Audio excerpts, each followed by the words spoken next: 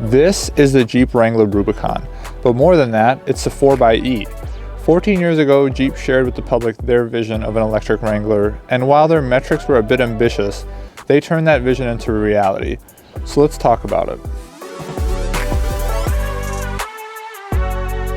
So under the hood here, we have a 2-liter inline 4-cylinder turbo. And that might not sound like much, and it's actually what you can get all by itself, but coupled with the electric motors that come with this thing, you actually get 375 horsepower and 470 pound-feet of torque, which is actually the same amount of torque as the 392. So what we have here is a 270 horsepower turbocharged inline-four between a 44 horsepower motor connected through the accessory belt at the front end and a 134 horsepower motor taking the place of the transmission torque converter at the back end. All this power goes through an 8-speed automatic transmission with a transfer case that offers 2-high rear-wheel drive, 4-wheel drive auto, 4-high and 4-low for the enthusiast out there. EPA fuel economy is 49 mpg with the battery fully charged and a dismal 21 miles of pure electric driving.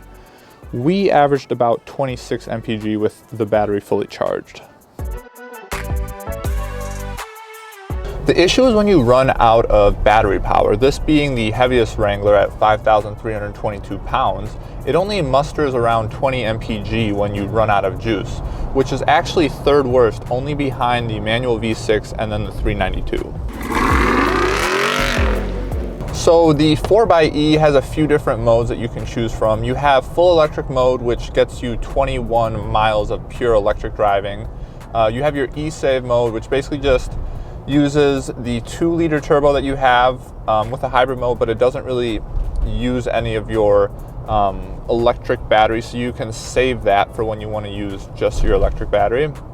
And then you just have your hybrid mode. And this is when the Jeep is at its quickest.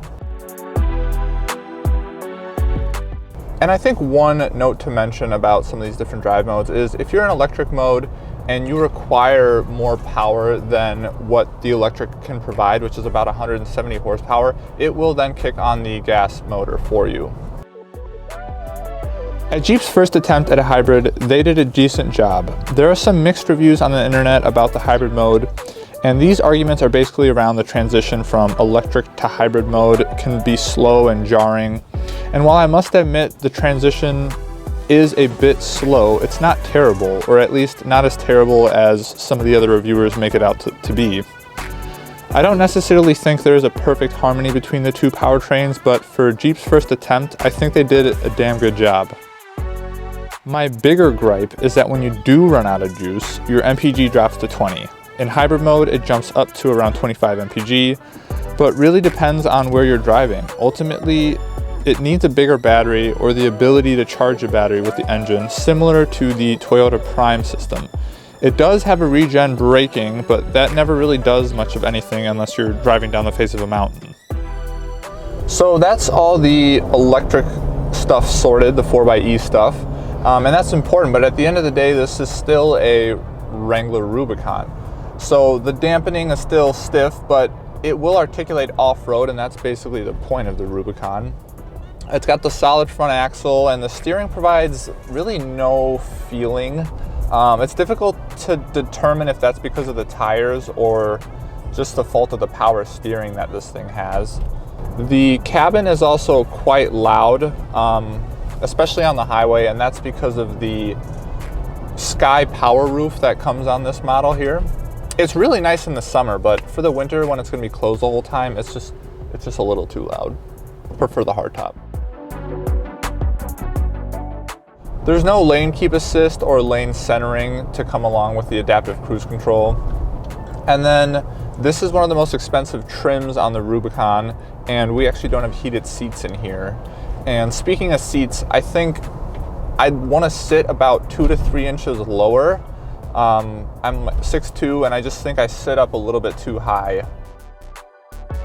However, while there are a few things that make this less than perfect, the charm of the Wrangler overpowers the annoyances.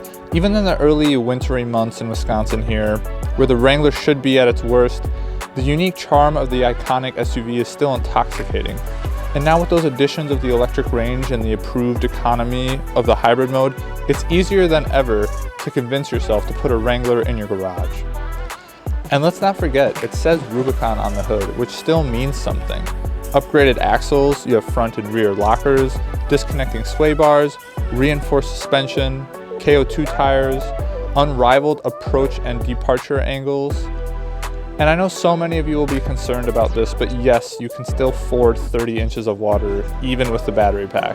And on the exterior, there's just some subtle differences between this and a regular Rubicon. So the first being the tow hooks. They're surf blue here. The 4xE logo is also on the hood. And then you also have the waterproof electric charging port right here for the 14 kilowatt battery. So, you know, a big thing here is they didn't want to compromise the off-road capabilities. So the battery is actually behind the back seat, right below the back seat, as opposed to being underneath the vehicle like Teslas and the Mach-E's. They did that so they didn't compromise the off-road capabilities. Not only is a 4xE a major milestone for the Jeep community, but the overall off-roading community as well. No, it didn't deliver what it promised 13 years ago, but it's a great first step towards what is inevitable. All Wranglers will be at some point hybrids or full EVs. If you are willing to deal with the added hassle of maintaining the charge, then I think the 4xE is for you. The most MPG and impressive power figures.